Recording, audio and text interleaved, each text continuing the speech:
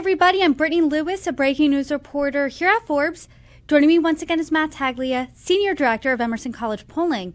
Matt, thanks so much for joining me. Thanks for having me, Brittany. Emerson is kicking off the year with a Texas-centric poll. I want to first start with the Texas Senate race. Let's look at the Democratic primary. State Representative James Tallarico jumped into the race in September, and he immediately boasted really impressive fundraising numbers. He raised over $6 million in the first 3 weeks of his campaign, and his campaign said that they raised almost $7 million in Q4 of 2025.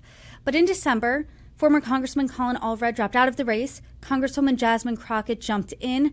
Start off the conversation, what is the state of the Democratic primary right now? Yeah, Brittany, and I think this is the one that has really driven some headlines here. So we find that Tallarico is at 47%, Jasmine Crockett at 38%, with about 15% undecided. So that is a pretty sizable lead for Tallarico here. If we look a little bit further in the demographics, we see that he is ahead with Hispanic and white voters. And then Crockett does best among Black voters. I think these are sort of the ethnic constituencies of these candidates, and those are definitely going to come into play here. They are all major parts of the Democratic Party, and they're going to be vying for those votes. If we look a little bit further, we see that more educated folks are supporting Tallarico. I thought that was pretty interesting. But as things stand, I do not think that Crockett is out of this. I know that this is a significant lead for Tallarico, but there is still space for her to come back. Let's talk about that room to grow a little bit, because she's down, but you're saying she's not out. How much does that 15% matter, A? And B, how does she continue to grow here? Yeah, so I think it absolutely matters. That is a pretty high number.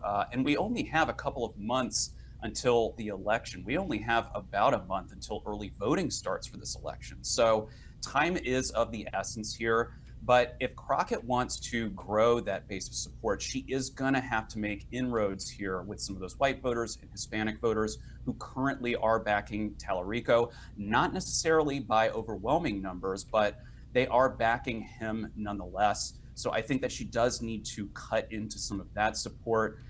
We also see that men are supporting Tallarico at a higher rate, whereas women are split. I think that that is another lane where Crockett could go. I think if she can convince other women to support her, that will go a long way, especially when we consider that women are going to form a majority, most likely, in the primary vote. I talked about this race before, and I talked about it again when Jasmine Crockett announced she was running.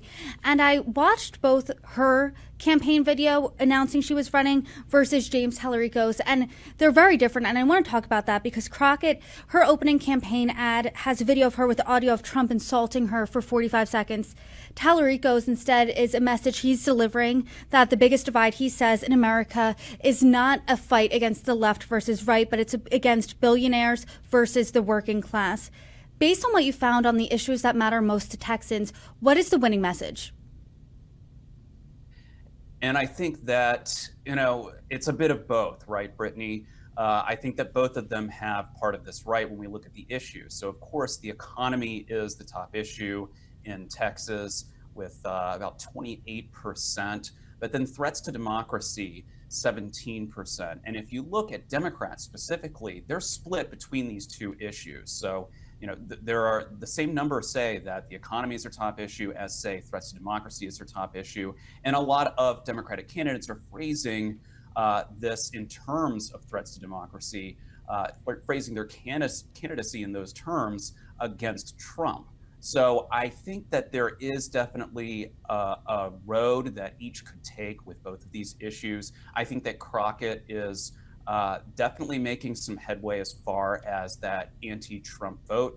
And we see that reflected a little bit, I think, in some of the younger demographics here. We see her overperforming a little bit compared to what I would expect with the 18 to 29 demographic.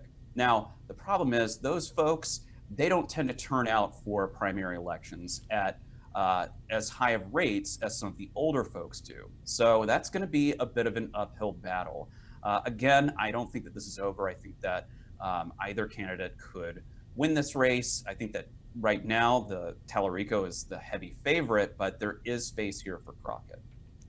Let's now turn to the Republican primary. It's a tighter race between incumbent John Cornyn, the state's Attorney General Ken Paxton, and Congressman Wesley Hunt. What is that race looking like right now? Yeah, and this race is as close as it gets between those top two candidates. So we see Paxton with 27%, Cornyn with 26%, and then Hunt with 16% with 29% undecided. So that's quite a large number of folks there who are still undecided. All the rest of the candidates who are on the ballot receive less than 1%. So we're going to move past those folks for now. This is very likely going to head to a runoff. I don't see any one candidate here, absent someone dropping out last minute. I don't see any candidates surpassing the 50% mark. And as things stand now, I think that would be Cornyn and Paxton. And when you look a little deeper into the details here, how do the demographics look? Who is supporting who?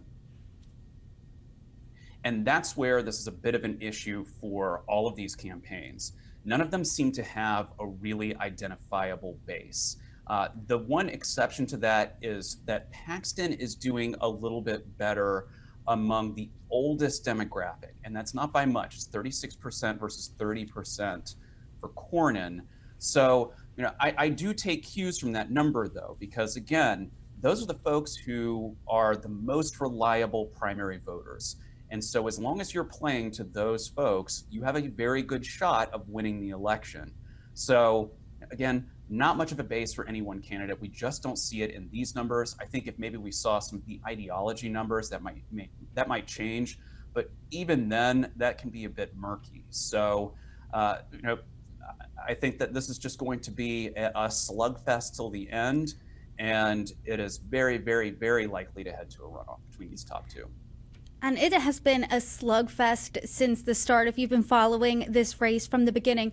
But if none of these candidates has a really strong, identifiable base, then how much does that 29% undecided matter here? Yeah, that'll be huge. I think they're all going to be vying for that 29%. But at the same time, I think we need to be realistic.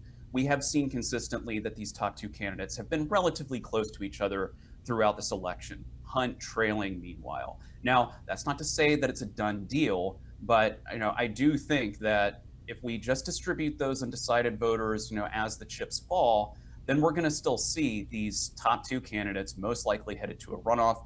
And I think in that runoff scenario, we're likely to see Paxton pick up a little bit more support from that Hunt vote than Cornyn. Texas went to President Trump in each election he ran. Governor Greg Abbott, he's a Republican. He is a 3-term governor.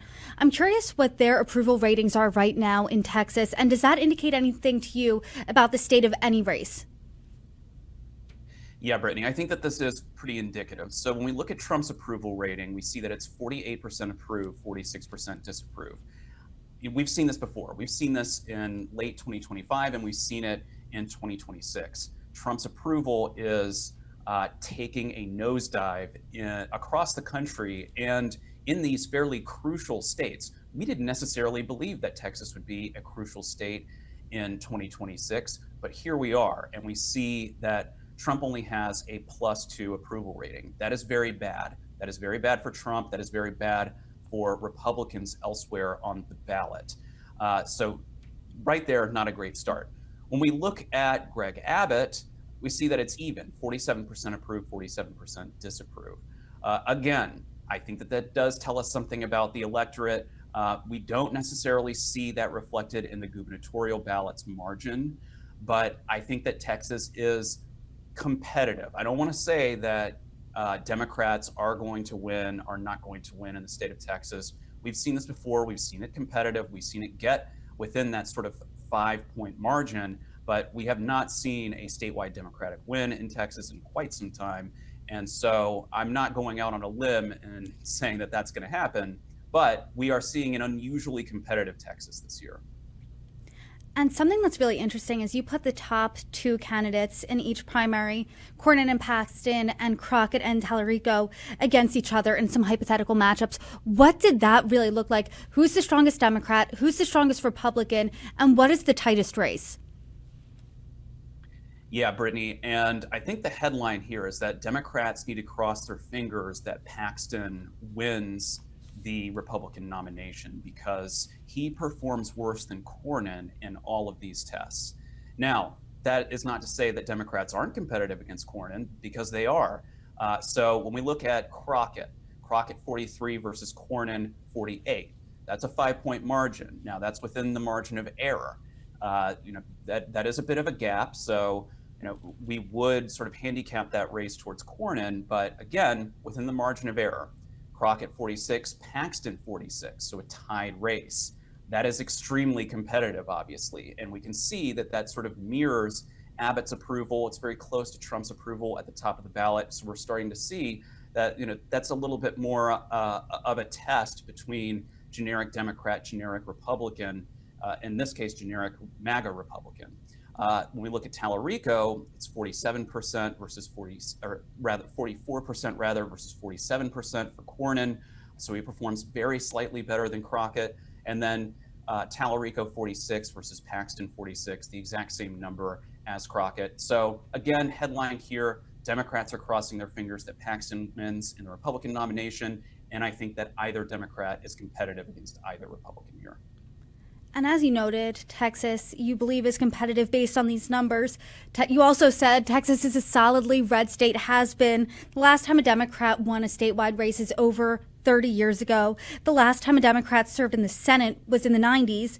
But Democrats continue to pour millions and millions of dollars in these races. Republicans continue to beat them time and time again in the Lone Star State.